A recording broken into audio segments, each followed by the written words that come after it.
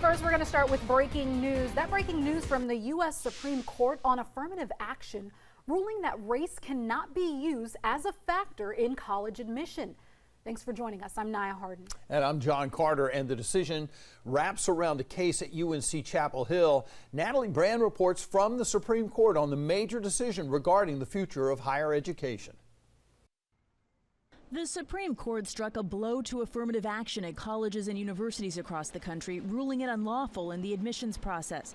Writing for the court's majority, Chief Justice John Roberts said that Harvard and the University of North Carolina's race-conscious admissions programs violate the Equal Protection Clause of the 14th Amendment. Lawsuits against the schools allege the policies discriminated against white and Asian American applicants. Today, the court said the way to end racial discrimination is to stop taking race into account. In her dissent, Justice Sonia Sotomayor wrote the decision rolls back decades of precedent and momentous progress. And in a separate dissent, Justice Ketanji Brown Jackson, the court's first black female justice, called the decision a tragedy for us all.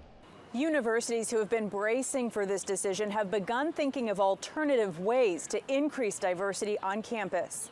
So we might see colleges and universities put more weight, for instance, on where did you grow up? Do your parents have graduate degrees? What zip code did you grow up in?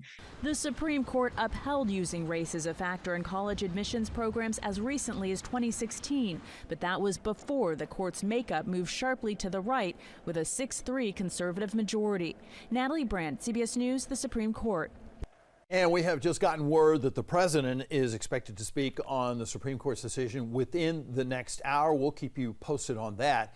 Late this morning, the Chancellor at UNC Chapel Hill put out a statement following the decision, and it reads, Carolina remains firmly committed to bringing together talented students with different perspectives and life experiences and continues to make an affordable, high-quality education accessible to the people of North Carolina and beyond.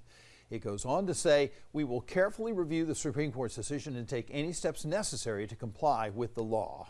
North Carolina Governor Roy Cooper even getting involved, also commenting, saying this in part.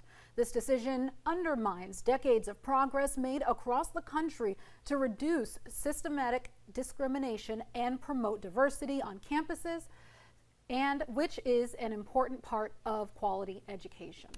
Now, we know this is an important story for so many families. Right now, our Dedrick Russell is working to learn more about how this Supreme Court decision will affect your family and education. Watch for his live reports. That'll be coming up starting first at 4.